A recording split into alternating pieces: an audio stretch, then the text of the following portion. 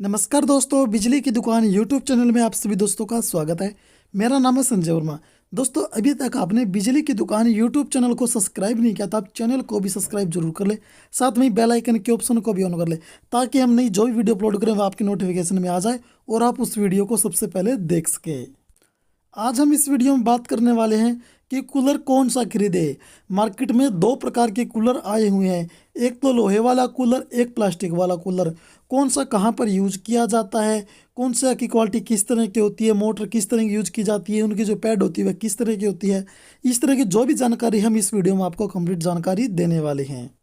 सबसे पहले आप देखेंगे ये प्लास्टिक वाले कूलर हैं। इनका लुक वह फैंसी होता है और यह अलग अलग डिज़ाइन में मार्केट में आपको आसानी से मिल जाएंगे। लुक वाइज आप पसंद कर सकते हैं कि आपको किस तरह के लुक का चाहिए और कितना बड़ा और कितना छोटा, वह आप अपने रिक्वायरमेंट के हिसाब से देख सकते हैं।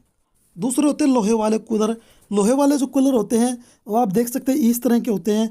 उनकी जो बॉडी होती है वह लोहे की होती है और इनका भी लुक आप देख सकते हैं, लगभग आपको इनका लुक सेम मिलेगा।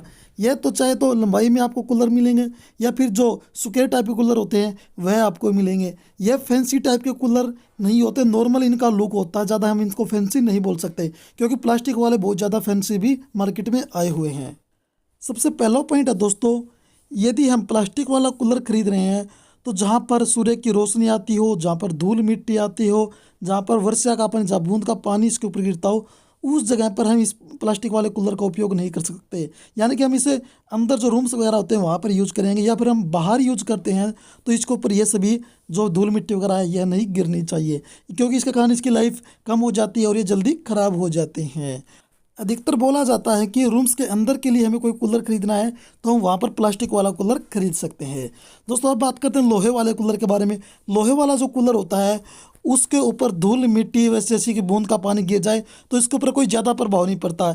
इस कूलर को हम बाहर भी यूज कर सकते हैं, जहाँ पर धूल मिट्टी, सूर्य की रोशनी कुछ भी गिरती रहे, और इस कूलर को हम रूम्स के अंदर भी यूज कर सकते हैं। यानी कि हम इसे ऑलराउंडर यूज कर सकते हैं, कहीं पर भी हमें करना हो। अब हम बात करते हैं इनके अंदर जो मोटर यूज की जाती है। प्लास्टिक वाले कूलर के अंदर नॉर्मल मोटर यूज की जाती है, आप सामने देख सकते हैं। नॉर्मल मान सकते हैं कि 1 इंची किट वाली मोटर हो, परंतु जो लोहे वाला जो कूलर होता है वह डिपेंड रहता है उसकी बॉडी के ऊपर कि हमें हेवी कूलर बनवाना तो हम हेवी कूलर बनवा के उसके अंदर मोटर भी हेवी लगवा सकते हैं। नॉर्मल कूलर चाहिए तो हम नॉर्मल मोटर लगवा सकते हैं। दोस्तों, इसके अंदर हम 1 इंची किट, 1.25 इंची किट, इसके अलावा 15 inch exhaust, 18 inch exhaust, 24 inch exhaust, इस तरह से हेवी कूलर बनवाकर हेवी मोटर लगवा सकते हैं। परंतु प्लास्टिक वाले कूलर के अंदर जो भी मोटर होती है वह नॉर्मल मोटर आती है जो इसके साथ में ही आती है। अब हम बात करते हैं कि इसके अंदर जो पैड लगी होती है उसके बारे में। प्लास्टिक वाले कूलर के अंदर हॉनीकॉम पैड लगी होती है। लोहे वाले कूलर के अंदर सिंपल जो पैड होती है जिसको हम घास वाली पैड बोलते हैं वह लगी होती है। हॉनीकॉम पैड जो होती है उसकी लाइफ तो ज़्यादा होती है, लगभग 4-5 साल की, परंतु इसके अंदर से जो कूलिंग आती है वह कम आ पाती है। दोस्तों, जो सिंपल घास होता है इसकी जो लाइफ होती है वह कम होती है, लगभग 1-2 साल होती है, परंतु इसके अंदर से जो कूलिंग आती है वह बहुत ही बेस्ट आती है। अब हम बात करते हैं इसके कुछ और फीचर्स के बारे में। प्लास्टिक वाला जो कूलर होता है वह आपको रिमोट में चाहिए तो आपको रिमोट वाला मिल जाएगा, सिंपल में चाहिए तो आपको सिंपल में मिल जाएगा। इसके अलावा इसके अंदर जो पानी डालने का सिस्टम होता है वह ऑटोमेटिक होता है। इसके अंदर हम पाइप लगाकर छोड़ देते हैं, जितने पानी की इसको जरूरत है यह ऑटोमेटिक लेता रहता है। इसके अलावा सामने आप देखेंगे एक इसके अंदर वाटर लेवल भी होता है, सामने आपको दिखाई देता रहेगा इसके टैंक के अंदर कितना पानी है, आप सामने से बाहर से देख सकते हैं। इसके अलावा जो सामने जो जाली लगी होती है उसके अंदर ऑटोमेटिक सिस्टम होता है स्विंग का। दोस्तों, लेफ्ट और राइट साइड या ऑटोमेटिक घूमती रही हम वह कर सकते हैं, या फिर इसको ऑफ करना चाहते हैं उस ऑप्शन को ऑफ कर सकते हैं। इसके ऊपर आप देखेंगे स्पीड को कम ज़्यादा करने के लिए स्विच, जो पंप होता है उसको ऑन ऑफ करने के लिए स्विच, और जो स्विंग होता है उसको ऑन ऑफ करने के लिए भी इसके अंदर इस तरह से 3 स्विच होते हैं। और दोस्तों, जो लोहे वाला जो कूलर होता है उसके अंदर आप देखेंगे ऊपर सिर्फ 2 स्विच होते हैं। एक तो इसका जो पंप होता है उसको ऑन ऑफ करने के लिए, दूसरा इसकी जो स्पीड है पंखे की उसको कम ज़्यादा करने के लिए। इसके अंदर स्विमिंग वगैरह के लिए कोई ऑप्शन नहीं होता है, ऑटोमेटिक पानी इसके अंदर आता रहेगा, इस तरह का भी ऑप्शन इनके अंदर नहीं आता है।